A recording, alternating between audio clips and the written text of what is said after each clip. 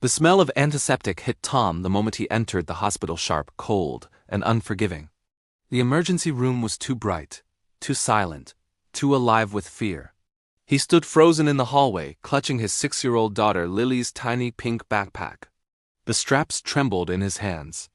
Only minutes earlier, Lily had collapsed in their living room without a word, falling softly against the carpet like a doll whose strings had been cut. Now she was somewhere behind the sliding double doors, surrounded by machines and strangers in white coats. Tom, who had always been the steady one, suddenly felt his knees weaken. He hadn't even realized he was crying until a nurse touched his arm gently and handed him a tissue. Something inside him cracked at that small kindness. He sank into a plastic chair, buried his face in Lily's backpack, and whispered, "Please. I can't lose her too." Tom had been a single father for 3 years.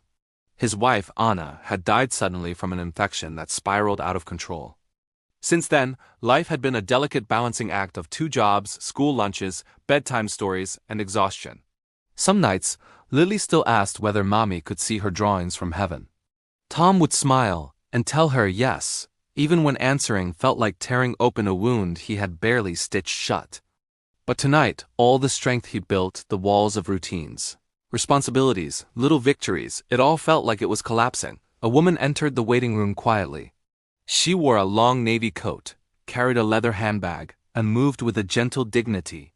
Her silver hair was tied back neatly, and her eyes held the kind of sadness only people who have lost deeply carry with them. She sat 2 chairs away from Tom. He didn't look up. He barely noticed her presence. His whole world was behind the doors labeled emergency. Minutes passed like hours. Finally, the woman looked at him with soft concern. "Someone you love is back there?" she asked.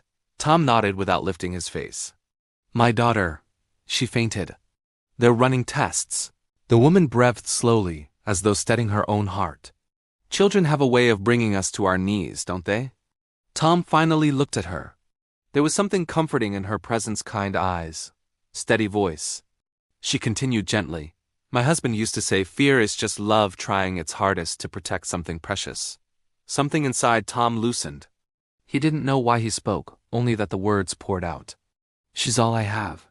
I'm trying so hard, but I'm tired all the time. I feel like I'm failing her." The woman moved a little closer and said softly, "You came here. You showed up for her. That's enough." He shook his head stubbornly. "I didn't even notice she was pale all week." She said her legs felt wobbly. "I thought she was just trying to skip school.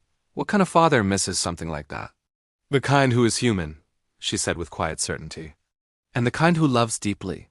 Tom asked her gently, "Are you waiting for someone too?" She hesitated, then nodded. "My granddaughter. She's having breathing problems." "I'm sorry," he whispered. "So am I." The silence that followed didn't hurt. Instead, it rested gently between them. 2 strangers held together by worry. A doctor entered the waiting room. "Family for Lily Parker?" Tom shot to his feet. "I'm her dad." The doctor smiled reassuringly. "She's stable. We believe it was low blood sugar and exhaustion. She's awake and asking for you." Relief punched through Tom's chest like a wave. He almost collapsed from it. "Thank you," he whispered, trembling. Before following the doctor, he turned to the woman. "Thank you for talking to me." She smiled softly. "Go to your baby. Nothing else matters." Tom rushed to Lily's room. She sat up weakly, her smile small but real. He hugged her tightly, whispering how proud he was and how much he loved her. When she finally drifted to sleep, he slipped back into the waiting room. The woman was still there. "She's going to be fine," he said, almost breathless. The woman closed her eyes for a moment, whispering her own silent thank you. Tom asked gently, "Will your granddaughter be okay?" "They think it's asthma," she said. "Scary, but manageable." Tom nodded with heartfelt hope. "I'm glad." Then he paused, realizing something. "You never told me your name." The woman smiled and extended her hand. "I'm Margaret Hale." Tom blinked. The name was familiar. He remembered articles about a billionaire widow who donated millions after losing her husband suddenly. But tonight, she wasn't a millionaire or a public figure. She was just a grandmother sitting with another parent in the quietest moment of fear. "I didn't recognize you," Tom said. "I'm glad," she replied warmly. "Tonight I needed to just be me." Before she left to see her granddaughter, she looked at Tom with a depth that felt like a gift. "Don't carry your fear alone," she said. "You deserve kindness too." Tom watched her walk down the hall, her presence lingering long after she disappeared. Lily recovered quickly. Tom quit one of his jobs after finding better support from his sister. He learned to ask for help, to breathe, to accept that being a good parent didn't mean being invincible. And in moments when the apartment felt too quiet at night, he remembered the woman in the navy coat, the stranger who offered him hope when he was breaking. She changed him, not with money or power, but with presence, compassion, and a single sentence that stitched his heart back together. Kindness had saved him, and from that day on, he passed it forward.